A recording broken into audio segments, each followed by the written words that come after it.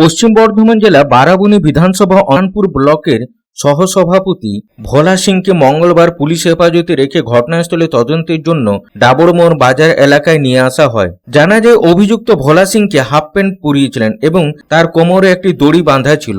Police মামলার সঙ্গে সম্পর্কিত বিভিন্ন স্থান চিহ্নিত করে তাকে এলাকা জুড়ে ঘোরায়। এই সময় উপস্থিত বাসিন্দারা তাকে দেখে চোর চোর স্লোগানও দিতে থাকে।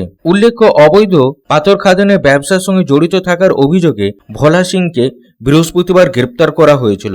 আদালতে হাজির করার সময় তাকে পুলিশ হেফাজতে নেওয়া হয়। পুলিশ মামলাটি তদন্ত করে এবং পুরো ঘটনা বিভিন্ন দিক খতিয়ে দেখে। অভিযুক্তের বিরুদ্ধে আদালতে দোষী প্রমাণিত না হওয়া পর্যন্ত তিনি আইনের চোখে অভিযুক্ত হিসাবে বিবেচিত হন।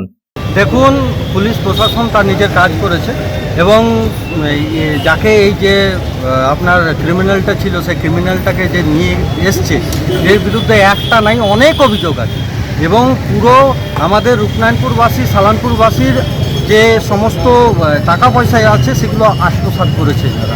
ধমকি দিয়ে এক্সটর্শন করে পরে এদের বিভিন্ন লোকের কাছে টাকা নিয়েছে, জমি নিয়েছে এবং এনার বিরুদ্ধে অনেক কেস জমা পড়বে। এই তো শুরু হলো, মানে জাস্ট পাথর খাদান থেকে শুরু হয়েছে, কিন্তু আপনাকে আমি গ্যারান্টি দিয়ে বলতে পারি মনে হয় সম্ভবত 30 থেকে 32টা কেস পড়বে।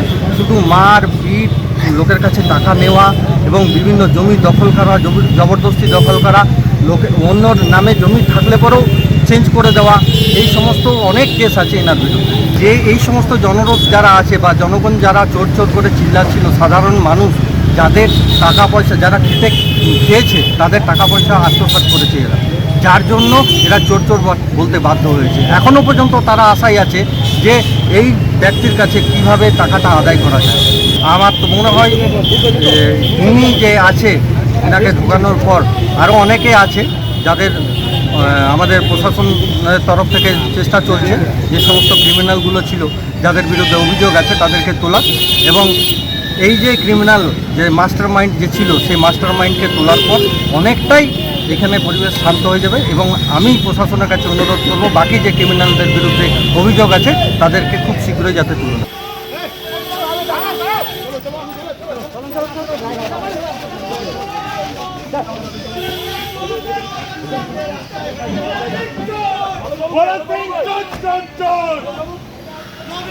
आसनसोल থেকে संतोष मंडलेर रिपोर्ट, पब्लिक टाइम्स। समाज सेवा के पथ पर हमेशा अग्रसर लायंस क्लब ऑफ रानीगंज द्वारा संचालित नेत्र चिकित्सा के क्षेत्र में विश्वसनीय Lions MJMI hospital. Lions MJMI hospital के अनुभवी नेत्र विशेषज्ञ द्वारा नेत्र जांच एवं अत्याधुनिक medical equipment, pathological laboratory, x-ray के बाद अनुभवी चिकित्सकों द्वारा सफल नेत्र ऑपरेशन किया जाता है।